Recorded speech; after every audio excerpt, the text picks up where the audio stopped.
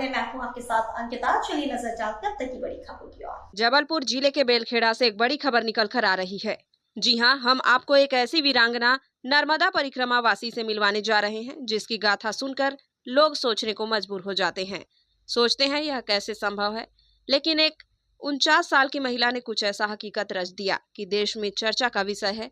हालांकि जब मीडिया से चर्चा करते हुए जब उन परिक्रमा वासी से बात की तो उन्होंने कहा कि हम मीडिया से परहेज रखते हैं और मां की लगन में लीन रहते हैं। वाराणसी की रहने वाली सीमा अग्रवाल जो 2011 में जबलपुर शिफ्ट हुई, जिनकी 3 बेटियां हैं, पेशे से आयुर्वेदिक डॉक्टर है, पति भी डॉक्टर, लेकिन उनमें भाव और भक्ति का ऐसा भूत सवार हुआ कि इस उम्र में लोग पैदल नहीं चल पाते और उन्होंने साइकिल पर भारत भ्रमण का इतिहास रच दिया। सबसे पहले जम्मू कश्मीर के लाल चौक से साइकिल यात्रा कन्याकुमारी तक, जबलपुर से साइकिल से नेपाल यात्रा और यह तीसरी नर्मदा परिक्रमा है जिसमें श्रीमती डॉक्टर सीमा अग्रवाल हमेशा अकेले ही साइकिल चलाती हैं। उन्होंने बताया कि अभी तक मैं करीब 35,000 किलोमीटर साइकिल चला चुकी हूँ। प्रत्येक दिन 80 किलोमीटर साइकिल चलाती हूँ। उन्होंने 100 बात की एक बात कही, अगर इंसान को लंबी जिंदगी जीनी है, स्वस्थ रहना है तो नर्मदा परिक्रमा अवश्य करें, क्योंकि वह जीवनदायिनी है। श्रीमती सीमा जी जहां भी रात्रि विश्राम करती हैं, उस परिवार एवं आसपास के लोगों को आयुर्वेदिक के बारे में बताती रहती हैं। आयुर्वेदिक में हर संभव है, हर चीज है। आयुर्वेदिक में किडनी कैंसर, बवासीर, पथरी, हार्ट सभी इलाज संभव है। लेकिन आजकल की भागदौड़ की दुनिया में लोग अंग्रेजी दवाई ज्यादा पसंद करते हैं, जिसमें जोखिम उठाते हैं। उन्होंने बताया कि मेरा पूरा जीवन नर्मदा की सेवा के लिए समर्पित। माता जी, आप कहाँ से हैं और ये आप अकेले निकली हुई हैं परिक्रमा के लिए?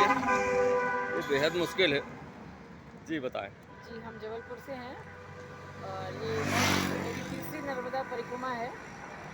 पेशे से आयुर्वेदिक डॉक्टर हूँ और मुझे लगता है कि जीवन में कभी भी ऐसा लगे कि किसी समस्याओं में आप उलझे हैं या आपके पास समय ज़्यादा है और काम कम है, तो अपने शरीर को काम देने के लिए नर्मदा परिक्रमा कर अपने आप जीवन को भी अच्छा बनाएं, शरीर को स्वस्थ बनाएं और जहाँ जहाँ आप जाते हैं, जिनसे भी आप मिलते हैं, आप उनका भी कल्याण कर रहे हैं और स्वयं का भी कल्याण कर रहे हैं। और ये एक दूसरे को बढ़ाने के लिए बड़ा ही अच्छा मार्ग है। और जीवन पथ को कैसे जीना है, जीवन में कैसे जीवन शैली होनी चाहिए, ये नर्मदा परिक्रमा आपको सिखाती है। तो मनुष्य को जब भी समय मिले ये परिक्रमा ज़रूर करनी चाहिए। आपको नहीं लगता हजारों किलोमीटर आप अकेले हैं, साथ में कोई नहीं है, जंगल भी पड़ते होंगे तमाम, आप साइकिल से आती, आपको डर नहीं लगता इन सब चीज़ों से?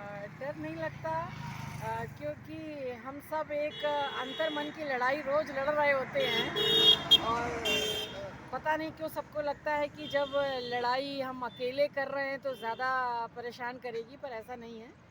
हम डेली हर इंसान अपने अंतर मन से लड़ रहा है। इसके पहले भी आपने कोई परिक्रमा की है, कहीं भारत की या कहीं? जी, 2 बार नर्मदा परिक्रमा पहले कर चुके हैं। एक बार कश्मीर से कन्याकुमारी भी अकेले ही किया है। वो काफ़ी चैलेंजिंग भरा सफ़र था और नर्मदा परिक्रमा में तो जगह जगह सेवाएं मिल रही हैं। सब लोगों का आशीर्वाद है इतना कि वो परिक्रमा कैसे सहज होती जाती है पता भी नहीं चलता। कश्मीर से कन्याकुमारी तो काफ़ी टफ था, लेकिन ईश्वर ने उस जर्नी को भी पूरा कराया।